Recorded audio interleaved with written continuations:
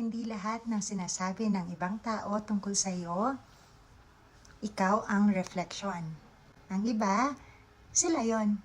Minsan, sa boredom nila o wala silang magawa sa buhay, naninira sila ng maraming tao.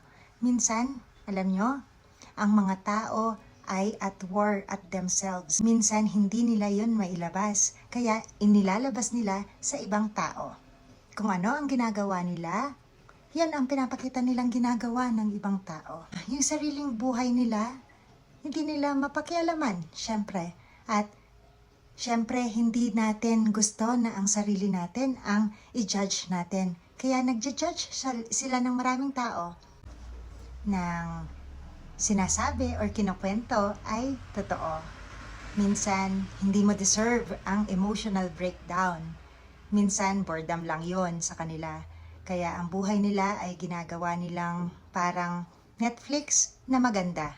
Pero ang buhay ng iba, pinapapangit nila. Minsan, hindi yun revelation tungkol sa'yo. It is their confessions. Confessions nila sa sarili nila. Wala silang peace. Laging may pagkainggit, pagkawalang gana sa sarili nila. Most people are at war of themselves. Kalaban nila ang sarili nila. Kaya pag may sinabing masama tungkol sa iyo, minsan hindi yun revelation talaga ng sarili mo. Yung mga insecure, yung mga bitter, yung mga inggit, madalas ganyan ang ginagawa nila. Bakit mo ipapasok ang sarili mo sa ganon, di ba? Yung mga insecure, mahilig manlait.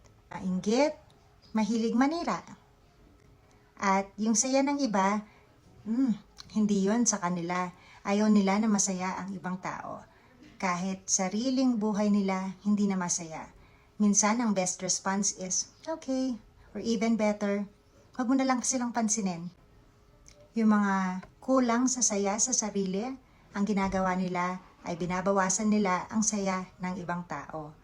Walang peace, laging may issue, laging may pinapasok sa puso mo, sa utak mo na masasama.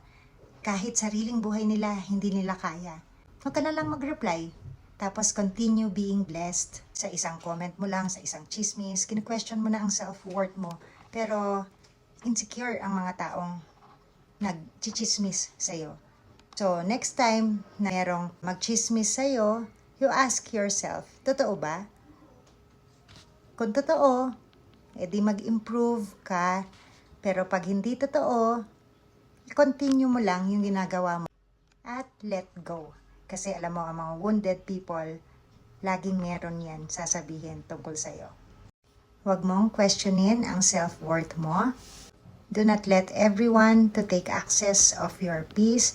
Keep becoming someone and never stop becoming the way you are.